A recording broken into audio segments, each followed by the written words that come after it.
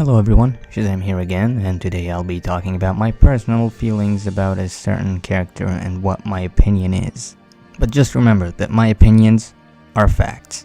So Naruto has a lot of memorable villains, most of them are awesome, not this one, most are memorable, not this one, and most of them had awesome powers and abilities, not this one. They did sometimes go to places where it didn't make sense, but still remained awesome, not this one.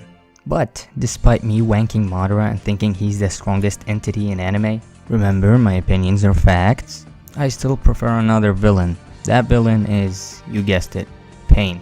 Where do I begin? His emo look with those piercings and somehow still managing to be threatening and taken seriously? His sexy voice? Tobirama's is still better, but they still share the same voice actor. Well, no homo by the way. Or maybe his abilities. He had everything that qualifies a villain to be the best. Now either him or the villain I have in mind. Simple as that villain is, I think he's my favorite, or at least one of my favorites, and that's the Joker. Heath Ledger's overrated. But I'm not here to talk about that. I'm here to talk about why Pain was done absolutely right. I'll start with the fact that he's basically a parallel version of Naruto. What if Naruto had taken things in a different manner? Nagato grew up in wars where his hometown was the battlefield, which resulted in the loss of his parents. That happened in the second war. Naruto also didn't have parents, but he didn't feel the pain of losing them. He however had a damn sad childhood. Both were thought to be the child of prophecy by their master Jiraiya, and both had powers related to the Sage of Six Paths. And both those powers were a burden on them, or gave them responsibilities far bigger than them, those being the Rinnegan and the Nine-Tails. Nagato's gave him the responsibility of bringing peace to his nation, with many people depending on him, whereas Naruto's was the reason he was hated by everyone, why he suffered from solitude and nobody wanted anything to do with him. While they both were opposites, where Nagato had to be supported and Naruto wasn't, they were similar in the effect they had on them. Wanting to be the greatest, whether the reason was to live up to those expectations or to be acknowledged, it gave them a reason to work hard to achieve it.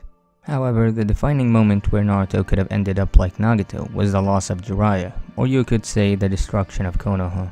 Nagato witnessed the death of his friend in the middle of the destroyed land in the Hidden Rain village, facing the man who was responsible for it. Also, he and Konan could survive and lead their village to peace, so in a sense, Yahiko died for Nagato. Naruto on the other hand heard his teacher had died against the leader of the Akatsuki, the organization that targeted people like Naruto, only to gather intel on him, so in a sense, Jiraiya also died for Naruto. What makes the similarities even better is the fact that they were both students of the same man. Jiraiya was killed by Nagato, another student of his, so his face-off with Naruto had a much stronger impact. But Yahiko was killed by a man who shared the same dream as the Akatsuki, and that's to bring peace to the Hidden Rain village. I'm talking about the original Akatsuki, by the way. So how did both Nagato and Naruto end up differently? Both were taught the same values and teachings by the same person. Where Nagato witnessed his defining moment, his answer was rage and mass killing. He instantly killed everyone present there, and when Hanzo survived, he hunted him down and killed him, his relatives, friends, and everyone who had any sort of relationship with him. Despite how cruel that is, I find it quite badass. He then hid his true face, and people were trying to find out about his identity. He hid his true face and people ignored the one he was showing. It's also interesting because people ignored Naruto, which was the face they could see, and only recognized him as the Nine-Tailed Fox, and only knew who he truly was once they talked to him. Only then did they recognize that Uzumaki Naruto is not simply a spirit of chakra. Back to the subject. Pain afterwards took his own path and formed his own concept of peace, that it didn't exist, and the only thing that could get them there would be through pain, thus naming his six paths Pain, as they are all linked by the pain Nagato suffered though. Not only is his backstory well written, but his introduction was hyped for a long time, since the ending of part 1, and we haven't seen his true face until later in Shippuden. And once we did, we were immediately told that it's Jiraiya's student. Knowing that, we are left wondering how did he end up like that? And well, how he was willing to kill his former master to accomplish his goal was also an interesting part of his character.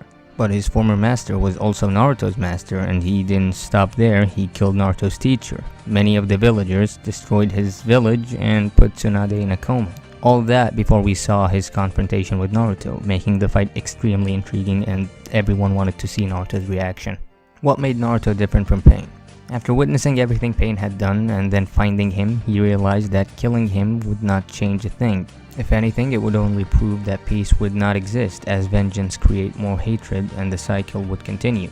Naruto didn't forgive Nagato at the time, but he simply spared him, telling him how his ideals contradict his ultimate goals, as he can't create peace if he believes it doesn't exist.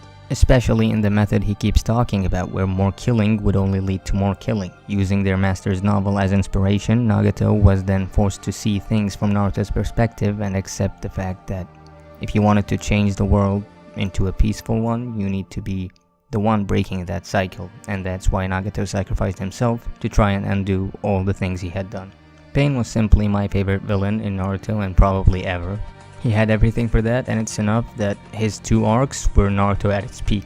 Anyway guys, hope you enjoyed. I don't know if I'll be making more videos like this, just wanking a favorite character of mine. I take it back. But anyway, as I was saying, hope you enjoyed, and I'll see you in the next one. Take care.